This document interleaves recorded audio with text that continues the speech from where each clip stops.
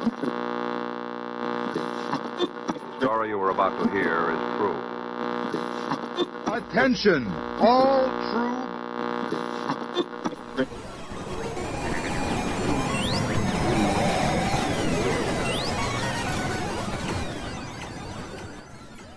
She's alive! Alive!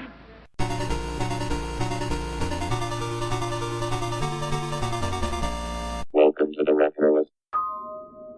In 1989, my family decided to go see a movie together, and I was outvoted as to what movie to go see, so we went and saw a film that I didn't expect to like, but I really did, When Harry Met Sally. While I enjoyed it, my mom and sisters loved it, and they could not stop talking about the film afterwards, and one thing in particular that they really liked was the soundtrack. The soundtrack was jazzy, music that I liked, but I was not as excited about it as they were. For months afterwards, they would be talking about the singer who provided a lot of the music for the film, Harry Connick Jr. No one in my family had ever heard of Harry Connick Jr. before. It's as if a floodgate had been opened, and suddenly Harry Connick Jr. came rolling in, and that's all we were hearing about. He was in the news, he was on TV, he was being interviewed, and I would say that almost everyone in my family was smitten, from my mom to suddenly my grandmother, who hadn't even seen the movie, but she liked what she saw on TV. Now, I had started working at a video store in the mall, Suncoast, which is partnered with Sam Goody, which was right across the way from us. So, when Christmas came around that year, I had a great idea, or at least I thought it was a great idea at the time. I was going to get every member of my family the soundtrack to When Harry Met Sally. So I went over, used my discount, bought 4 cassettes of the soundtrack, and that Christmas, I gave every member of my family it as a gift.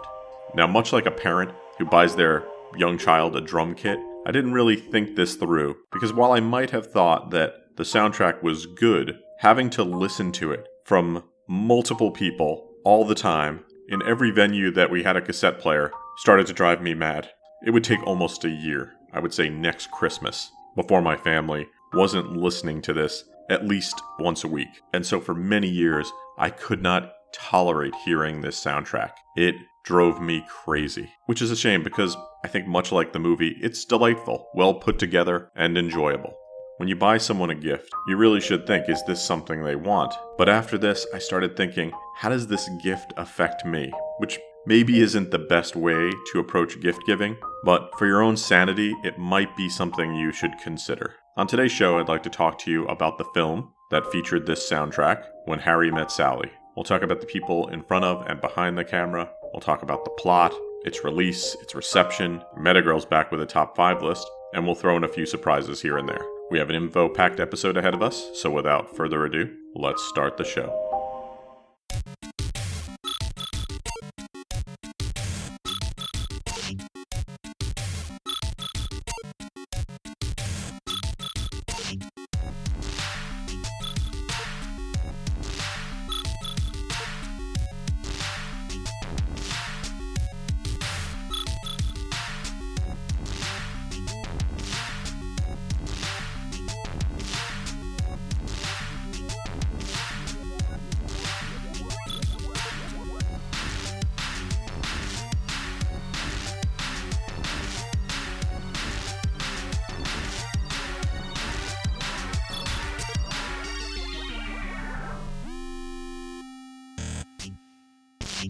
When Harry Met Sally is a 1989 romantic comedy. It was written by Nora Ephron and directed by Rob Reiner, and it stars Billy Crystal as Harry and Meg Ryan as Sally. Now I'm going to jump in with the plot right away, and I have a UA home video release of the film. It's part of their Contemporary Classics line. My original copy was a Orion home video release, which I don't have anymore. That one had been a blue box. This one is a kind of pinkish box, and we'll just read the description from the back. Brimming over with style, intelligence, and flashing wit, Rolling Stone, this splendid and irresistible Los Angeles Times film from director Rob Reiner, the American president, is one of the best-loved romantic comedies of all time. featuring dazzling performances from Meg Ryan, Billy Crystal, Carrie Fisher, and Bruno Kirby, exceptional music from Harry Connick Jr., and an Oscar-nominated screenplay by Nora Ephron, When Harry Met Sally is an explosively funny, Newsweek, commentary on friendships, courtships, and other hardships of the modern age. Will sex ruin a perfect relationship between a man and a woman? That's what Harry, Crystal, and Sally, Ryan,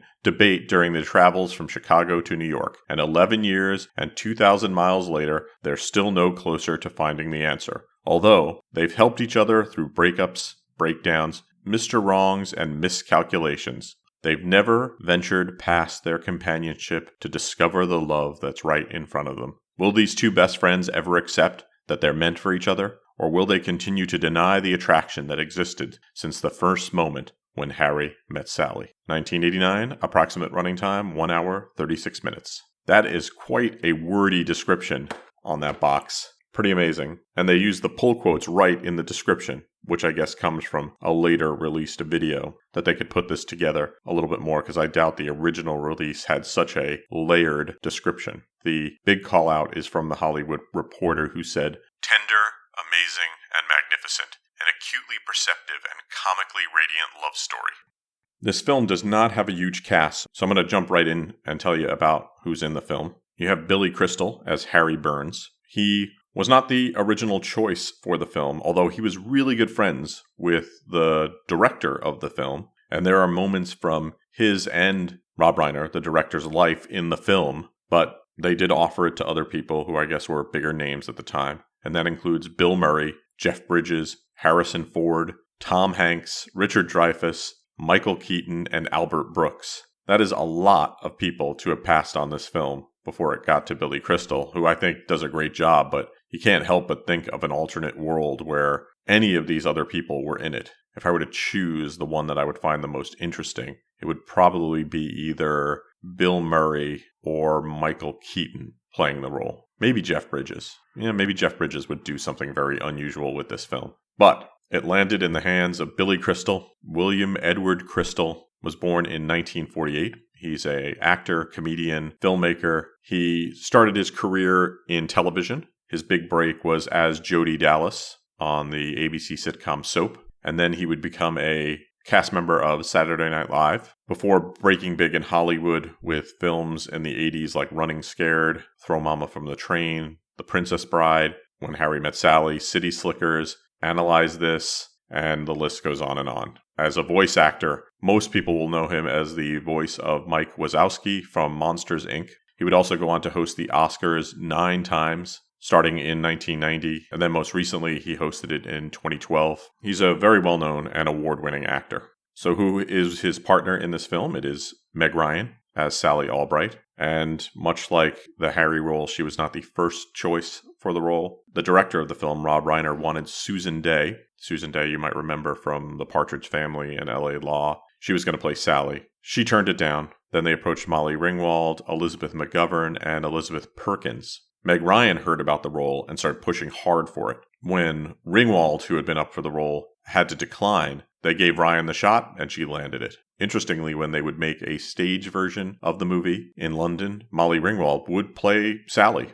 Meg Ryan, born Margaret Mary Emily Ann Hyra, was born in 1961. She is an actor who started in television in the early 80s, landing a role in the soap opera As the World Turns in 1982. She would then go on to have some supporting roles in films like Top Gun, and then her big break, one that landed her the title, and they said this for years, of America's Sweetheart, was When Harry Met Sally, which would lead to her being in things like Sleepless in Seattle, Joe vs. the Volcano, You've Got Mail, Kate and Leopold, lots of romantic comedies. She is probably the queen of romantic comedies from that era. But she would do other films, like the very dramatic When a Man Loves a Woman, Courage Under Fire, Proof of Life. Despite all of this work, she has never been nominated for an Academy Award. Seems weird. There are 2 main supporting roles in this film, the best friends, who are a couple who wind up together. Carrie Fisher would play Sally's best friend, Marie. Carrie Frances Fisher, born in 1956, passed away in 2016. Actor and writer. Of course, she was Princess Leia will always be Princess Leia. She would play that role in multiple films, but she also worked in other films like Hannah and Her Sisters, Under the Rainbow, The Blues Brothers, Soap Dish, and many others. She was also a very talented writer and script doctor, working on novels like Postcards from the Edge, which would also become an award-winning screenplay. Very talented, and she will be remembered by generations of people. Bruno Kirby played Jess, Harry's best friend. Bruno Kirby was born in 1949, passed away in 2016. Great character actor, worked in things like Good Morning Vietnam, The Godfather Part 2, Donnie Brasco, City Slickers, This Is Spinal Tap. A really talented, fun actor. Passed away way too young. I think he had a lot more roles in him. I also had one of my favorite lines from this film, Baby Fishmouth. The film was written by Nora Ephron. She was born in 1941, passed away in 2012. Best known for romantic comedy films. She was a multiple Academy Award nominee for films like Silkwood, When Harry Met Sally, and Sleepless in Seattle. In addition to writing, she would also step behind the camera, directing films like Sleepless in Seattle and You've Got Mail, that paired together the romantic comedy powerhouse of Meg Ryan and Tom Hanks. So the three of them together would often make romantic comedy gold. But she didn't direct this film. This one was directed by Rob Reiner. Rob Reiner was born in 1947. He's an actor and filmmaker. As an actor, you will probably remember him as Michael Meathead Stivic on the CBS sitcom All in the Family, which ran from 71 to 79. He would win 2 Emmy Awards for that. He is the son of the very famous Carl Reiner, who is himself a very well-known director, writer, actor, and comedian. While Reiner was a very talented actor, it was when he stepped behind the camera that he really started to shine. And this started with the heavy metal mockumentary, This Is Spinal Tap. But it wouldn't stop there. He would direct films like The Princess Bride, Stand By Me, A Few Good Men, and others. Now, I don't normally mention the cinematographer on a film, but I was watching the film after reading this great article about the cinematography in When Harry Met Sally and how the director, Reiner, and the cinematographer, Barry Sonnenfeld, who himself is a pretty big deal, would use the framing of the camera to show closeness of the characters. So in addition to the just really attractive cinematography that shows New York City in various seasons, stunning at times, they also did a really good job of capturing the closeness or the distance between Harry and Sally over the years. And if you haven't watched the film in a while and you need a new reason to, that's a pretty good one. It's fun to watch the details like that when you're doing a rewatch. Barry Sonnenfeld is no slouch when it comes to filmmaking. He started out as a cinematographer, working with the Coen brothers, and then would go on to direct his own films like The Addams Family and its sequel. He would do Get Shorty, and then his big hits were the Men in Black trilogy. The idea for the film started at a lunch at the Russian Tea Room in New York City, where Nora Ephron, Rob Reiner, and producer Andy Scheinman had met, and Reiner was pitching this idea for a film. Ephron didn't like it, and they decided, though, that it would be worth continuing to talk, and they had another meeting, and they talked about Scheinman and Reiner living their lives as single men. According to Reiner, I was in the middle of my single life. I'd been divorced for a while. I'd been out a number of times. All these disastrous, confusing relationships, one after another. So when they would meet again, Reiner said that it would be a really interesting idea to do a film about a man and a woman who become friends, and then the challenges of being friends. Ephron thought the idea was good and that she would work on it, and Reiner shopped it and found a studio that would produce it. Ephron started to interview Reiner and Scheinman about their lives, using their experiences as the basis for Harry, and Sally would be based on Ephron and her friends that she had talked to over the years. Now, during the process, Ephron wanted material, and she would interview people who worked at the production company she worked at. Some of those interviews would appear in the film as interludes, although they would not be the original people. They would take the dialogue, rewrite it, and then reshoot it with actors. For further dialogue, they went to the relationship that Rob Reiner and Billy Crystal had in real life. And an example of something pulled right from their lives that would appear in the film, Reiner and Crystal would often talk on the phone while watching television with each other at night, and that appears directly in the film. And I believe the dialogue is probably lifted right from one of their conversations.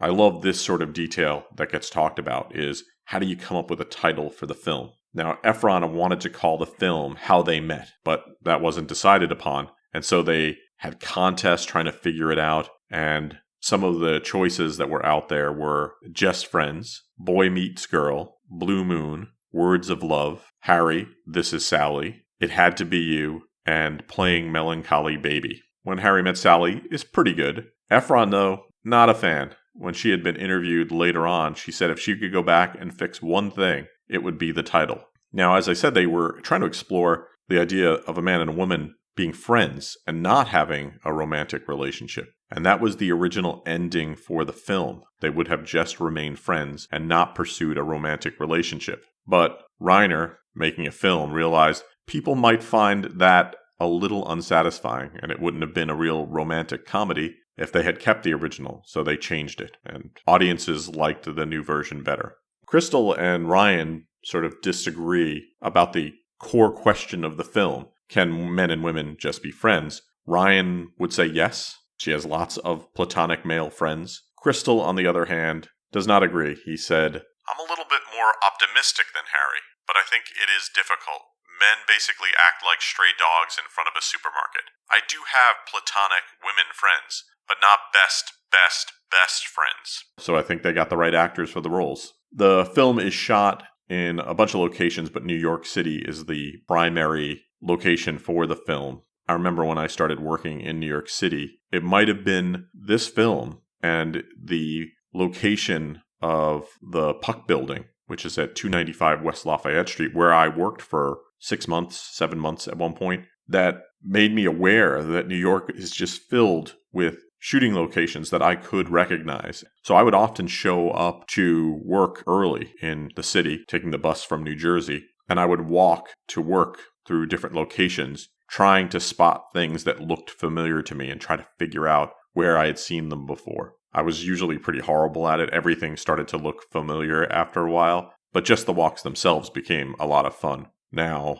I can't talk about When Harry Met Sally without talking about the deli scene. This is the I'll have what she's having scene. This was filmed at the famous Katz's Deli in Manhattan. They actually kept a sign above so you could sit in the location where it was shot. And the woman who says the line, I'll have what she's having, is actually Carl Reiner's mom, Estelle Reiner, who passed away in 2008 at age 94. It is a very memorable line in a very memorable scene. When I saw this with my mom and sisters, it was quite embarrassing to sit there and watch this, and yet everybody was laughing. So, a very funny scene and extremely memorable. I'll have what she's having has been nominated as the best line by many organizations. In fact, when Reiner died, the New York Times said that she is the woman who delivered one of the most memorably funny lines in movie history. Now, When Harry Met Sally is not the only romantic comedy out there. There have been many romantic comedies, but which ones should you be watching now? What are the 5 best? Well, here's Metagirl with the top 5 romantic comedies. 5, 4, 3, 2, 1. Greetings, retro fans! This is Metagirl, bringing you the top 5 movies from our favorite slice-of-life genre, the romantic comedy.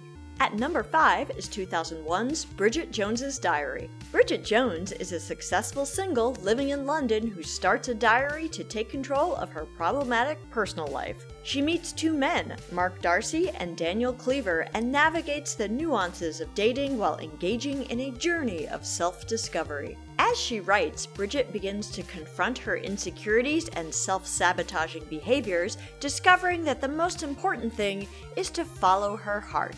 Number 4 is a Gen X favorite, Singles from 1992. Singles is a heartwarming and relatable portrayal of modern love set in 90s Seattle, with the city's vibrant grunge music scene practically its own character in the film. The movie tracks a group of young friends as they navigate the ups and downs of dating and relationships. We root for the compelling characters through their blind dates and one-night stands as they each search for their own version of happily ever after. Number 3 is the 1988 classic Coming to America. Prince Akeem, the wealthy and royal heir to the throne of the fictional African nation of Zamunda, sets out on a journey to find a woman who will love him for who he is, not for his wealth or status. Disguising himself as a poor man, he travels to Queens, New York, and experiences life as a commoner. As he looks for love, he encounters a cast of quirky characters as he adapts to life in the big city. At last, he falls in love with an intelligent, strong-willed woman who is completely unaware of his royal identity. Will his true identity be revealed before he can win the heart of his one true love? At number 2 is 2005's The 40-Year-Old Virgin. Andy is a sweet but socially awkward man who, despite being in his 40s, has never had a romantic or sexual relationship. Determined to finally lose his virginity, he seeks the help of his friends and coworkers who steer him through sundry social scenes designed to teach him what it means to be a man. Along his journey of self-discovery and self-acceptance, he falls for Trish, a strong and independent businesswoman. As his relationship with Trish evolves, Andy learns that love and being true to oneself are more important than any physical milestone and finds happiness on his own terms. And the number 1 romantic comedy is, you guessed it, the iconic 1989 film When Harry Met Sally. This quintessential romantic comedy explores but never quite resolves the question, can men and women ever just be friends? The story follows Harry and Sally from the time they meet in Chicago just before sharing a cross-country drive through 12 years of chance encounters in New York City via which they become close friends. Eventually, their platonic pairing leads to a rocky romance with challenges stemming from their divergent dispositions and approaches to love that must be navigated before an enduring connection can be confirmed. Fortunately, the couple can rely on their friends for comfort and sometimes questionable advice. And there you have it, the Retroist's Top 5 Romantic Comedies. Until next time, List fans, this has been Metagirl.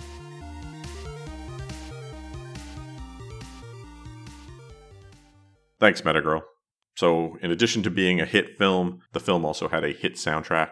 And it started when the drummer for Blood, Sweat, and Tears, Bobby Colomby, who is a friend of Rob Reiner, suggested he talk to Harry Connick Jr. about the soundtrack. And Colomby gave Reiner a tape of Connick, and he was struck with how much Connick sounded like Frank Sinatra. And he would be hired to work on the soundtrack with Connick singing big band standards, with orchestrations by Mark Shaman. This soundtrack would deliver Connick's first Grammy, which he would win for Best Jazz Male Vocal Performance, which might have been one of the earliest memories I have of watching the Grammys in our house. Suddenly, Harry Connick Jr. is up there, and my family's interested in the Grammys. There would be other people singing on the soundtrack, but the big Connick Shaman songs are Where or When, It Had to Be You, I Could Write a Book, and But Not For Me. But there would be other artists on the soundtrack, like Ray Charles, Frank Sinatra, Louis Armstrong, and Ella Fitzgerald, and Bing Crosby. The soundtrack went to number 1 on the Billboard Traditional Jazz chart and would break into the top 50 on the Billboard 200. It was a big enough hit that it could sustain a tour, and Connick would tour the US and Canada in support of the album. Eventually, it would go on to reach double platinum, meaning there were over 2 million copies sold in the US. 4 of those were from me, so you're welcome, Harry Connick Jr. I'm sure I'm the one who pushed it right over the top. Mark Shaman was born in 1959. He is a composer and lyricist working in television, film, and theater. He was born in Newark, New Jersey, and raised in Scotch Plains, New Jersey. He would leave school at 16 to start working in New York theaters. He had a big break working on Saturday Night Live as an arranger and writer. He would actually appear on camera in the sketch The Sweeney Sisters, playing the pianist Skip St. Thomas. And Saturday Night Live is where he met Billy Crystal. Another big star he worked with was Bette Midler. His film credits include When Harry Met Sally, Beaches, City Slickers, The Addams Family, Sister Act, Sleepless in Seattle, A Few Good Men, Patch Adams, South Park, Team America World Police, Mary Poppins Returns, and it just continues from there. The other half of this music duo is Harry Connick Jr. Joseph Harry Fowler Connick Jr. was born in 1967. He is a singer, composer, actor, overall big record seller with over 28 million albums sold worldwide. In the US alone, he has sold over 16 million, making him one of the best-selling male artists in the US. he has had 7 top 20 US albums and 10 number 1 jazz albums, which put him at the top of the jazz album charts. While When Harry Met Sally would be a big hit for him, his actual best-selling album is a Christmas album, When My Heart Finds Christmas, from 1993. And while that is pretty distant from When Harry Met Sally, I think he was still rolling from the momentum he had from When Harry Met Sally. After When Harry Met Sally, he would soon make the jump to the big screen, appearing in films like Memphis Belle, Copycat, and Independence Day. But his career would continue with films like Hope Floats and the great animated film The Iron Giant.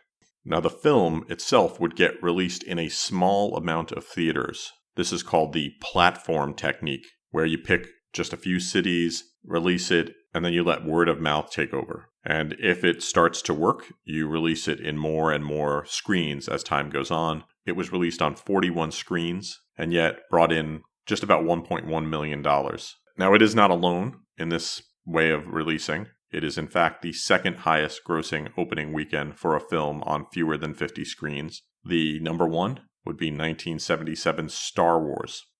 Billy Crystal himself was pretty convinced that the film wasn't going to do well because it was up against some pretty big films, namely Batman and Indiana Jones and the Last Crusade. But it turns out people wanted a romantic comedy that summer, and it would open nationwide on July 21st. Grossing $8.8 million its first weekend on 775 screens. It would later expand to 1,174 screens and would gross $92.8 million in North America. That's pretty good for a $16 million budget. So I went and dug up, and I went and printed out the original July 12th release to see what was playing that weekend in my neck of the woods. I also printed out the big release. And this July 12th release was a Wednesday, but it was up against some pretty big things that week. So at the Sixplex in my town, you had Lethal Weapon on 2 screens, Batman on 2 screens, Honey, I Shrunk the Kids, and Dead Poet Society. And then at the 8plex,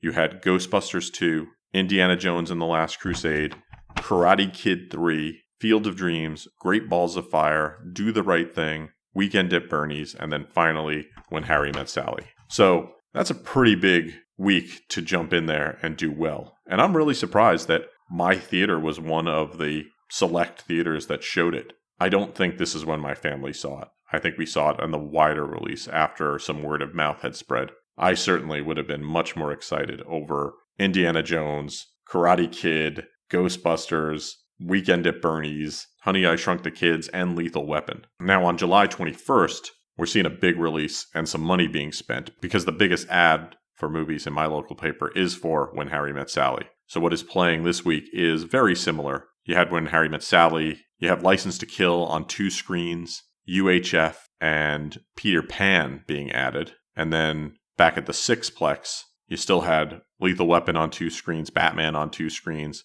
Dead Poet Society, and Honey, I Shrunk the Kids. Looking at the size of the ads, while When Harry Met Sally's pretty big, Peter Pan is just as big. This re-release was a big push. And a smaller one for Batman and UHF, everything gets a little bit smaller. Standing alone is a License to Kill, the Timothy Dalton James Bond film ad, which is really small. We had this great discount theater called The Galaxy that was a couple of towns over that I liked to go to because you could get real cheap tickets there if my family would take me. And they were showing Indiana Jones and the Last Crusade and Ghostbusters, so I would have liked to have just parked myself there if given the opportunity and watched those two again and again. One of the films that I would learn about a little bit later, didn't even register at the time as a film that I would see, is the movie Shag, which has Phoebe Cates and Bridget Fonda in it. It's a film set in the 60s, sort of a coming-of-age film, according to the tagline. On a summer weekend in 1963, 4 girlfriends made memories that would last a lifetime. I bring that up because I remember Shag on VHS because I was still working at a video store, and people wanted the original VHS release because it had the original music, and then they did a second VHS release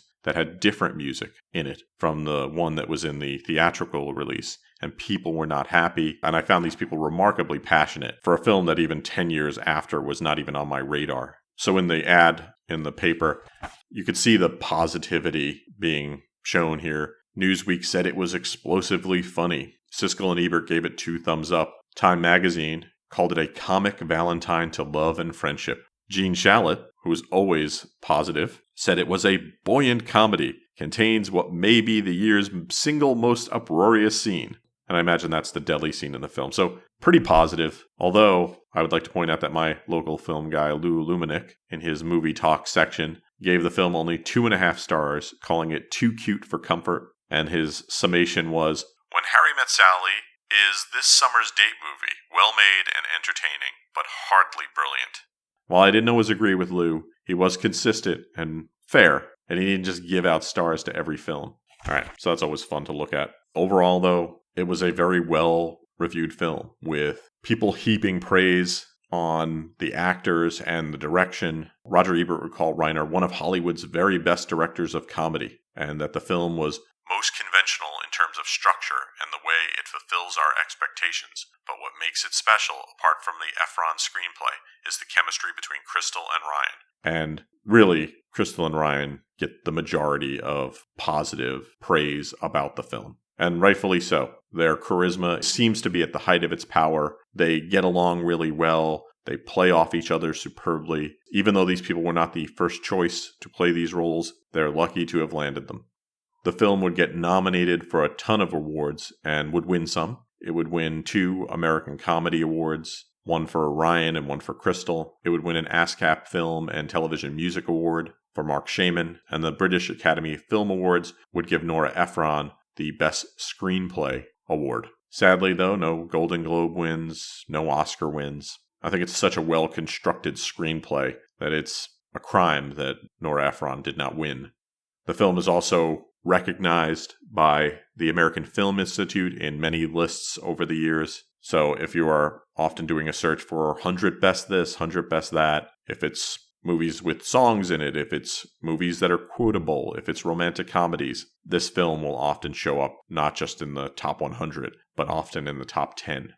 The film was released on VHS in late 1989, only a couple of months after it had been released, and it was a pretty big hit. I was working at the video store at the time. It would then get a re-release in 94 as part of the Billy Crystal collection, and then there's the version I read from earlier, the 1997 Contemporary Classics edition. In 2001, it would get a DVD release, which includes an audio commentary by Reiner and a making-of documentary that has Ephron, Crystal, Ryan, and Reiner. It also has deleted scenes and a music video with Harry Connick Jr. in it. A collector's edition DVD would be released in 2008 with new audio commentary from Ephron, Crystal, and Reiner, more deleted scenes, and new featurettes. If you want to see it in HD, the Blu-ray release was put out in 2011, and it contains all of that 2008 material on it. So if you want a higher quality HD release of the film, go with the Blu-ray, and you'll get all those great featurettes. When Harry Met Sally is very well constructed, and that is because the people in front of and behind the camera were all super talented and seemed to really believe in the project. Maybe it was because there were some personal stakes in it. Maybe it was because one of them was an actor who was trying to forward their career. Whatever the case, the end result is remarkable. The film comes together and is not only funny, but could be sad and poignant. It has dramatic elements in it, but the balance is done so well, you sometimes forget that it's a drama. Now, I'm not sure what the best romantic comedy of all time is, but When Harry Met Sally has to be in that list, whatever it is, how big it is. And even if you can't identify with the characters, it's a great snapshot of late 80s New York that's beautifully filmed and wonderfully written and directed. So do yourself a favor and rewatch or watch it for the first time.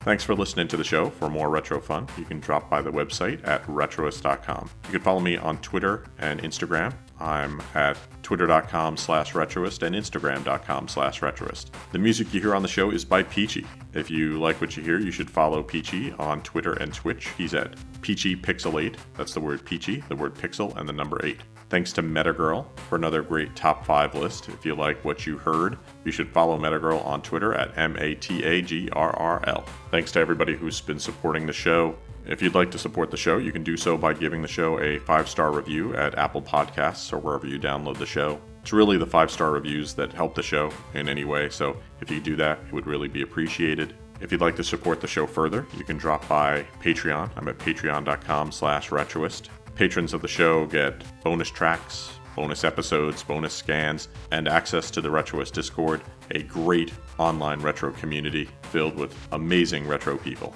And this week I'd like to thank Tammy Turner for supporting the show. Thanks everyone for listening to the show, and I hope you have a great weekend.